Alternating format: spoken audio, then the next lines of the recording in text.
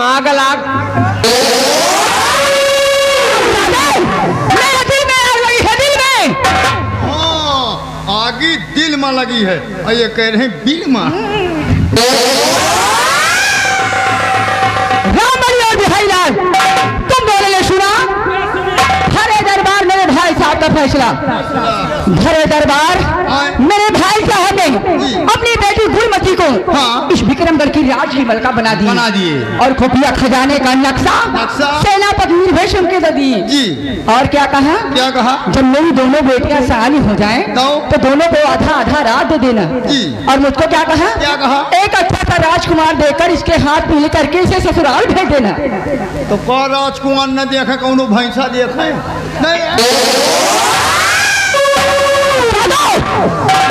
मेरे दिल में एक अरमान था, एक तमन्ना थी। मैं जानती थी मेरे भाई साहब दोनों आंख के अंधे हैं। एक ना एक दिन इस विक्रमगढ़ की राज की मलका मैं बनूंगी, जहाँ की हुकूमत मेरे हाथों में होगी। लेकिन ऐसा कुछ भी नहीं हुआ। अगर मैं चाहती तो इस राज के 2 हिस्से करवा सकती थी, क्योंकि इस राज में जितना हक मेरे भाई साहब का है उतना मेरा भी है आपका। लेकिन मैंने ऐसा किया नहीं। क्यों? इसलिए कि मैं जानती थी मेरे भाई साहब दोनों आंख के अंधे हैं। एक न एक दिन इस विक्रमगढ़ की राज की मलका में बनूंगी।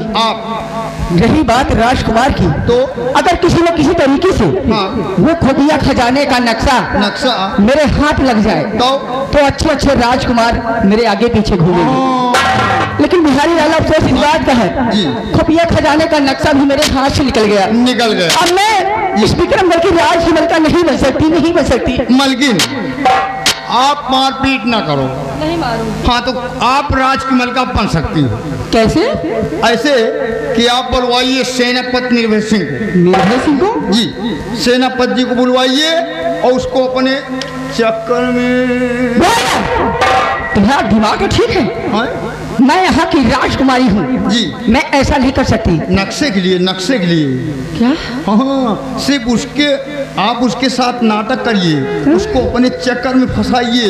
आपके चक्कर में फंस गया तो खुफिया खजाने का नक्शा उसके पास है। नक्शा मिल गया, समझो सारी दौलत।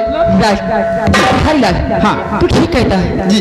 इस वक्त सेनापति निर्भय सिंह विक्रमगढ़ की सीमा बॉर्डर पे अपनी ड्यूटी दे रहे हैं। फोन लगाइए ठीक। और उनसे कहिए कि मैंने उन्हें याद किया है। ठीक। फौरन आ जाए।